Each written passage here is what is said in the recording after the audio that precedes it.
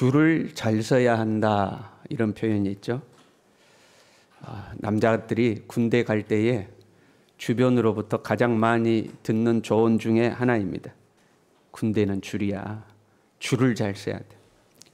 그 말에는 앞에 너무 나서지도 말고 뒤로 처지지도 말고 중간쯤이 제일 좋다, 이제 이런 의미가 있습니다.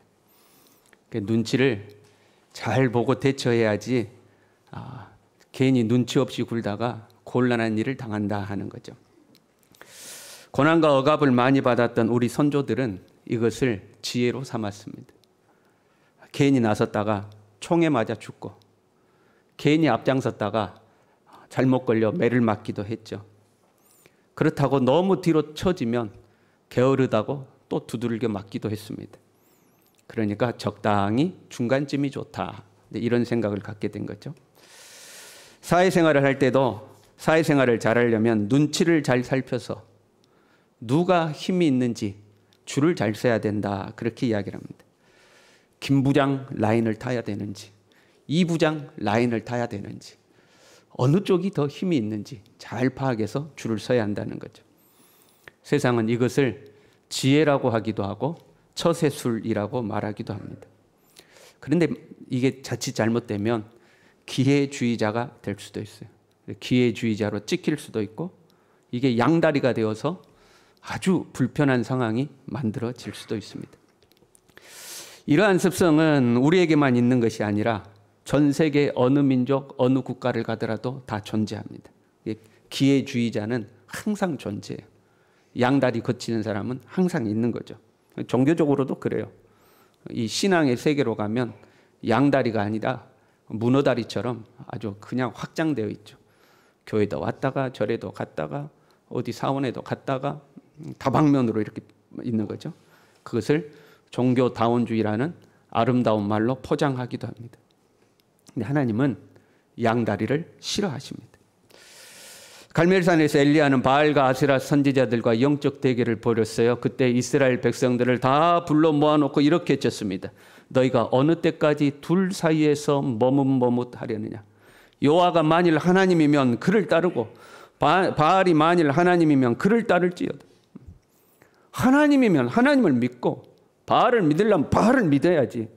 왜 둘 사이에서 왔다 갔다 하느냐. 하나님은 하나님 외에 우상을 섬기는 이스라엘을 음탕한 여인에 비유하기도 하셨습니다. 그러니까 하나님이 아주 불쾌하신 거예요. 양다리를 하나님 아주 불쾌하게 여기시는 거예요. 사람도 그렇잖아요.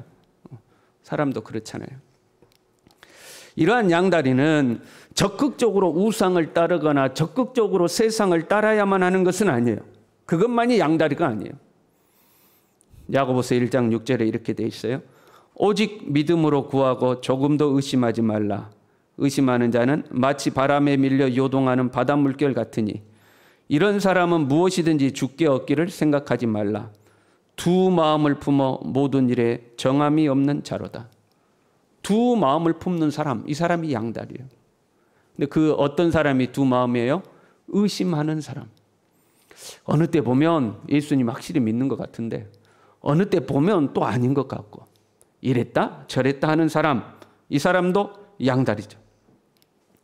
적극적으로 세상을 따르지는 않아요. 그러나 믿음이 온전하지 않는 사람이에요. 이런 사람은 무엇이든지 주께 얻을 길을 생각하지도 말라고 그랬어요. 하나님은 온전한 믿음과 마음으로 전심으로 하나님을 의지하고 신뢰하는 사람에게 역사하시는 거예요. 적어도 신앙생활은 눈치껏 해서는 안 돼요. 눈치 잘 봐가지고 이렇게 할까 저렇게 할까 이래서는 안 되는 거죠. 줄을 잘 서야 한다는 것은 이런 의미도 가지고 있어요. 줄을 잘 서야 돼. 그것은 어느 한쪽을 전적으로 선택하는 것을 말해요. 두 줄이 있으면 내가 이 줄을 선택하면 이걸 포기하는 거죠. 이쪽을 선택하면 이쪽을 포기하는 거죠. 줄을 잘 서야 한다. 전적으로 선택해야 한다는 거죠. 하나님은 우리 앞에 축복과 저주의 길을 놓았다 말씀하셨어요. 여러분 어느 길을 선택하시겠어요? 축복의 길, 저주의 길. 어느 길을 선택하겠어요? 당연히 축복의 길을 선택하는 거죠. 두 사이를 왔다 갔다 하면 안 되는 거예요. 한쪽을 선택할 때는 한쪽을 버리는 겁니다. 오늘 본문에요, 어떤 관리가 예수님께 와서 물었습니다. 선한 선생님, 내가 무엇을 하여야 영생을 얻으리이까? 계명을 지켜라. 내가 계명은요, 어릴 때부터 잘 지켰습니다. 훌륭해요. 어릴 때부터 계명에 어긋남 없이 자라왔기 때문에 훌륭한 사람이죠. 그런데 예수님이 그를 보고 이렇게 말씀하셨어요. 네게 아직도 한 가지 부족한 것이 있다. 네 어릴 때부터 잘했다. 그런데 아직 너는 온전하지는 않다. 뭔가 한 가지가 부족하다. 하나님 앞에 100%가 아니다, 이 말이에요. 그게 무엇인가? 네게 있는 것을 다 팔아 가난한 자들에게 나눠주라. 그냥 팔면 안 해요. 안 돼요. 여러분, 적당히 팔면 안 되고 다 팔라는 거예요. 다 팔아서 가난한 자들에게 나눠주고 너는 나를 따라오너라. 이 사람이 부자였거든요. 근심하여 돌아갔어요. 그를 보시고 예수님이 이렇게 말씀하십니다. 부자가 천국에 들어가기가 얼마나 어려운지 아느냐? 낙타가 바늘기 들어가는 것보다 더 어렵다. 그때 베드로가 와서 이렇게 이야기합니다. 우리가 우리의 것을 다 버리고 주를 따랐나이다. 우리가 우리의 것을 어떻게 버렸어요? 다 버리고. 부자 청년에게 다 팔고 나를 따르라고 했잖아요. 베드로는 우리는 다 버리고 배와 그물과 부모를 다 버리고 예수님을 따라갔습니다. 베드로는 완전히 예수님께 줄을 선 거예요. 그냥 완전히 예수님께 줄을 섰어요. 부자는 다 버리지 못해서 예수님을 떠나갔고 베드로와 제자들은 다 버리고 예수님을 따라간 거예요. 예수님을 믿는 것은 여러분 적당히 해서는 안 됩니다. 눈치껏 잘 살펴서 발을 담궈야 될 때 담그고 뺄 때 빼고 그렇게 해서는 안 돼요. 하나님은 이런 사람을 역겹다고 표현하셔요. 계시록 3장 16절에요. 네가 이같이 미지근하여 뜨겁지도 아니하고 차지도 아니하니 내 입에서 너를 토하여 버리리라. 왜 토해요? 역겹거든요. 신앙생활하면서 여러분 제일 불쌍한 사람이 누구냐? 뜨겁지도 않고 차지도 않은 사람. 교회는 나오지만 주님 앞에 역겨운 사람이에요. 주님이 토하고 싶은 사람이에요. 믿으려면 확실히 믿고 안 믿으려면 안 믿어야 돼. 믿으려면 예수님께 확실히 줄을 서야 돼. 하나님은 하나님을 전심으로 찾는 사람을 만나 주시겠다고 약속하셨어요. 역대하 16장 9절에요. 여호와의 눈은 온 땅을 두루 감찰하사 전심으로 자기에게 향하는 자들을 위하여 능력을 베푸신다. 전심으로 자기를 향하는 자를 주님은 찾고 계시는 거예요. 시편 119편 2절에요. 여호와의 증거들을 지키고 전심으로 여호와를 구하는 자는 복이 있도다. 119편 145절에는요. 여호와여 내가 전심으로 부르짖어 싸우니 내게 응답하옵소서. 대충 기도 한두 번 해보고 에이 응답도 안 하시네 이게 아니고 전심으로 부르짖었으니 내게 응답하옵소서. 히스기야 왕이 하나님을 신실하게 섬겼어요. 그런데 어느 날 죽을 병에 걸렸습니다. 이사야 선지자가 와서 너는 죽을 병이니까 이제 네 삶을 정돈하라고 이야기했어요. 그때 히스기야가 낯을 벽으로 향하여 하나님 앞에 간절히 기도했습니다. 그리고 하나님은 히스기야의 생명을 15년을 연장시켜 주셨죠. 그때 히스기야의 기도의 내용이 이렇게 되어 있습니다. 여호와여 구하오니 내가 진실과 전심으로 주 앞에 행하며 주께서 보시기에 선하게 행한 것을 기억하옵소서. 하나님 앞에 선하게 행했어요. 그런데 어떻게 선하게 행했어요? 진실과 전심으로 했다는 거예요. 적당히 한 게 아니고 전심으로 했다는 거예요. 전심으로. 그 히스기야의 기도와 삶이 하나님께 상달이 된 거죠. 여러분 2023년 새해가 시작되었습니다. 올해는 하나님의 은혜와 복이 우리 모두에게 가득하기를 간절히 바랍니다. 모두 다 잘 됐으면 좋겠어요. 우리는 이 땅에 소망을 두고 사는 사람들은 아니에요. 근본적으로 우리의 소망은 하늘에 있습니다. 그러나 이 땅에서도 잘 됐으면 좋겠어요. 본문 30절에 보니까 현세의 여러 배를 받고 이렇게 되어 있어요. 그러니까 하나님은 현세에도 복을 주시는 하나님. 내세만 중요한 게 아니고 현세의 삶도 중요한 거예요. 그러니까 이 현세에도 하나님의 은혜와 복이 충만했으면 좋겠어요. 우리 옆 사람을 축복합시다. 올해 복의 복을 받으십시오. 네. 넘치도록 받았으면 좋겠어요. 누가 저보고 아니 목사님이 좀 세속적이고 천박하게 그런 복을 구하냐. 아, 그래도 좋아요. 우리 성도들이 다 복을 받았으면 좋겠어요. 그러려면 줄을 잘 서야 돼요. 누구한테 줄을 설 거냐는 거죠. 여러분, 하나님께 줄을 바짝 서시길 바랍니다. 양다리 걷히지 말고 전심으로 하나님께 줄 서시길 바랍니다. 대충 신앙생활 하지 말고 그게 양다리예요, 여러분. 다른 거 다 내려놓고 오직 하나님 줄을 붙잡아야 되는 거예요. 하나님의 능력과 은혜를 입은 사람들은 모두 다 전심으로 하나님을 의지했어요. 본문 35절부터 보면요, 예수님께서 여리고에 가까이 가셨을 때에 맹인이 길가에 앉아서 구걸하고 있었어요. 예수님이 지나가신다는 소식을 듣고 외치기 시작했습니다. 대충 외친 게 아니에요. 중얼중얼한 게 아니에요. 아이고, 예수님 나 좀 돌봐주셨으면 좋겠는데, 그렇게 흥얼흥얼한 것도 아닙니다. 전심으로 외쳤어요. 다윗의 자손 예수여 나를 불쌍히 여겨 주옵소서. 사람들이 시끄럽다고 꾸짖고 욕하고 짓밟았어요. 그럴수록 더 크게 외쳤어요.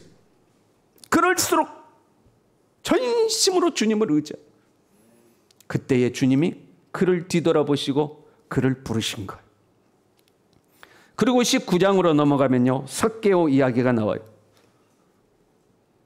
예수님을 만난 삭개오는 예수님 앞에 이렇게 결단했어요. 19장 8절에요.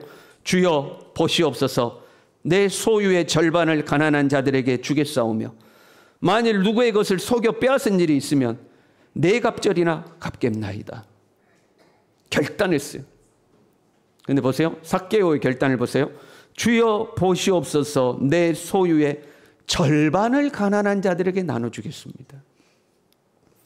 삭개오가 절반이라고 그랬어요. 예수님은 부자 간원에게 네 소유를 다 팔라고 하셨어요. 그래서 부자 간원이 돌아갔잖아요. 근데 삭개오는 절반을 팔겠다고 결단했어요. 그럼에도 불구하고 예수님은 삭개오에게 구원을 선포하셨어요. 이 집에 구원이 임하였도다. 왜 그랬을까요? 삭개오의 마음이 진심이었기 때문에 그래요. 하나님은 우리의 심장과 폐부를 들여다보신다고 그랬어요. 하나님의 눈은 온 땅을 두루 감찰하사 전심으로, 겉으로만 그러는 것이 아니라 정말 심장과 폐부에서부터 전심으로 하나님을 향하는 자들을 위하여 능력을 베푸신다고 그랬어요. 그 대상이 삭개오였던 거예요. 만약에 예수님께서 삭개오에게 야, 반 안 돼, 절반 가지고는 안 되고 다 팔아라, 그래도 삭개오는 순종했을 거예요. 그 마음이 진심이었거든요. 온전한 마음이었거든요. 올해 여러분 전심으로 신앙생활할 수 있기를 바랍니다. 온전한 마음으로 하나님 의지할 수 있기를 바랍니다. 제가 설교 본문을 정하고 설교 제목을 정하는 것은 거의 새벽에 합니다. 새벽에 기도하면서, 특별히 또 신년 예배니까 하나님 새해 첫 예배인데 어떤 말씀을 전해야 되겠습니까? 이렇게 기도하고 묵상하고 그러면서 마음에 떠오르거나 생각에 떠오르면 그 본문을 정하고 그 설교 이제 제목을 정하는 거예요. 원래는 오늘 설교 제목을 이렇게 새벽에 이런 생각이 떠올랐어요. 하나님께 승부를 걸라. 원래는 그 제목을 쓰려고 그랬어요. 가만히 생각해 보니까 그것보다는 올인이 더 좋은 것 같아요. 올인. 하나님께 올인하라. 그리고 가만히 생각해 보니까 하나님께 승부를 거는 것도 왠지 좀 불경건스러워 보이고, 올인이라는 표현은 도박에서 쓰이는 경우잖아요. 그래서 오늘 본문을 전심으로라고 바꾼 거예요. 여러분, 올인 알죠? 내가 가진 모든 것을 거기다 거는 것. 올 한 해 여러분 하나님께 올인하시길 바랍니다. 지금 베드로의 고백이 그거예요. 다 버리고 주를 따랐나이다. 나는 예수님께 모든 것을 다 걸었다는 거. 부모도 형제도 자녀도 배도 그물도 다 예수님께 걸어버렸다는 거예요. 사랑하는 성도 여러분, 올해는 전심으로 하나님께 모든 것을 걸어보시길 바랍니다. 이것도 아니고 저것도 아닌 어중간한 신앙 말고요. 누가 보더라도 야, 저 사람 올해 하나님께 걸어버렸다. 완전히 하나님께 올인이다. 누가 보더라도. 보세요. 길가에 앉은 맹인 거지 누가 보더라도 하나님 앞에 올인하고 있잖아요. 예수님께 모든 걸 걸고 있잖아요. 하나님께 모든 것을 걸어버렸던 베드로에게 예수님은 이렇게 말씀하시죠. 내가 진실로 너에게 이르노니 하나님의 나라를 위하여 집이나 아내나 형제나 부모나 자녀를 버린 자는, 집이나 아내나 형제나 부모나 자녀를 버린 자는 가장 소중한 것을 버렸다는 거예요. 버렸다는 것은 인연을 끊었다는 의미가 아니에요. 그 모든 것을 예수님께 걸어버린 거예요. 그러한 것들보다 예수님을 더 소중하게 여긴 거죠. 모든 것을 예수님께 걸어버리면 현세의 여러 배를 받고 현세의 여러 배로 돌아온대요. 내 자녀를 예수님께 걸었더니 내 자녀가 배가 되어서 돌아온대요. 내 아내를 하나님께 걸었더니 내 아내가 배가 되어서 돌아온대요. 이거 좀 느낌 이상한데? 아내가 둘이 되면 안 되잖아요. 아무튼 더 좋은 것으로 돌아온다는 거예요. 현세의 여러 배가 된다는 거예요. 예수님께 걸면 도박 같지만 예수님께 걸면 실패가 없는 거예요, 여러분. 꽝이 없어요. 반드시 여러 배로 돌아온다는 것. 내세의 영생을 받지 못할 자가 없는 일. 여러분, 물론 쉬운 길은 아니에요. 예수님께 줄을 서고 예수님께 나의 모든 것을 거는 것은 쉬운 것은 아니에요. 마가복음 10장에 같은 본문이 나와 있는데 이렇게 돼 있어요. 100배나 받되 박해를 겸하여 받고 고난이 따라온다는 거예요. 여러분, 그러지 않겠어요? 회사에서 김 부장 라인이 있고 이 부장 라인이 있어요. 그럼 내가 김 부장 라인을 선택했어요. 그럼 누가 나를 핍박해요? 이 부장 라인에서 나를 핍박하지 않겠어요? 견제하고. 내가 예수님께 모든 걸 다 걸면 반대쪽에서 나를 핍박하게 돼 있어. 그 핍박을 피해 보려고 양다리를 거치는 거 아니에요. 근데 양다리 거치다가 양쪽 진영에서 다 버림받는 경우가 있는 거죠. 하나님을 전심으로 의지하는 자는 핍박이 찾아올 수도 있습니다. 고난이 찾아올 수도 있습니다. 그러나 하나님은 그를 내버려 두지 아니하십니다. 하나님은 그에게 능력을 베푸시는 줄로 믿습니다. 오늘 새벽 송구영신 예배를 드렸잖아요. 우리가 송구영신 예배를 드리면 한 해의 기도 제목을 가지고 하나님 앞에 기도하는 시간이 있어요. 근데 그 기도하는 시간에 제가 믿음이 없어서 그러는지 몰라도 간혹 그런 생각이 있어요. 우리 성도님들은 정말 간절한 기도 제목을 가지고 있을까? 왜 기도를 열심히 안 하거든요. 가만히 보면 그 시간에 기도를 열심히 안 해요. 간절한 기도 제목이 있을까? 정말로 하나님이 이루어 주시기를 소망하는 그 애절함이 있을까? 아니면 그냥 매년 송구영신 예배하고 뭐 신년 예배 하니까 그냥 이렇게 할까? 그걸 또 언제 느끼냐면요. 여러분이 여러분의 기도 제목을 적어낸 그 기도 내용을 볼 때 그걸 많이 또 느껴요. 아, 이 사람이 정말 전심으로 하나님 의지하는구나. 하나님께 정말 간절한 소망이 있구나. 그런 사람이 있는가 하면 이 사람 어쩔 수 없이 적어냈구나. 이제 이런 사람도 있어요. 보면 여러분도 보면 느낄 수 있지 않겠어요? 여러분, 진심으로 하나님을 의지해야 돼. 소망도 없고 믿음도 없으면 이루어지는 것도 없어. 하나님을 향한 소망도 없고 하나님을 향한 기대도 없고 그 기대에서 나오는 간절한 하나님을 향한 간절한 마음도 없고 그러면 이루어지는 것도 아무것도 없는 거예요. 다음 주에 특별 새벽 예배해요. 여러분, 진심으로 하나님 앞에 소원을 가지고 나오시길 바랍니다.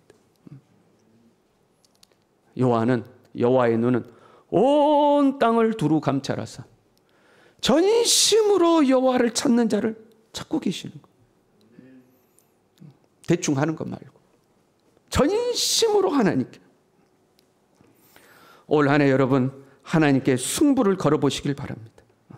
하나님께 여러분의 모든 것을 걸어보시길 바랍니다. 진심으로 하나님을 의지하고 올 한 해를 보내보시길 바랍니다. 하나님이 어떻게 일하시는지, 정말로 살아계신 하나님이 내가 전심으로 하나님을 의지했더니 내 삶에 어떻게 역사하시는지, 어떻게 일하시는지 1년만 버티고, 쉬운 길은 아니라고 그랬어요. 그래서 나의 모든 것을 하나님께 걸고 1년 동안 한번 살아보십시오. 하나님은 반드시 역사하실 줄로 믿습니다. 우리를 보시고, 여호와의 눈이 우리를 보시고 우리에게 능력을 베푸시는 줄로 믿습니다. 2023년 올 한 해 온 성도들이 전심으로 여호와를 의지하고 하나님께 승부를 걸고 나의 모든 것을 걸고 믿음으로 살아가는 은혜와 복된 한 해가 될 수 있기를 간절히 바랍니다. 우리 함께 찬양하겠습니다.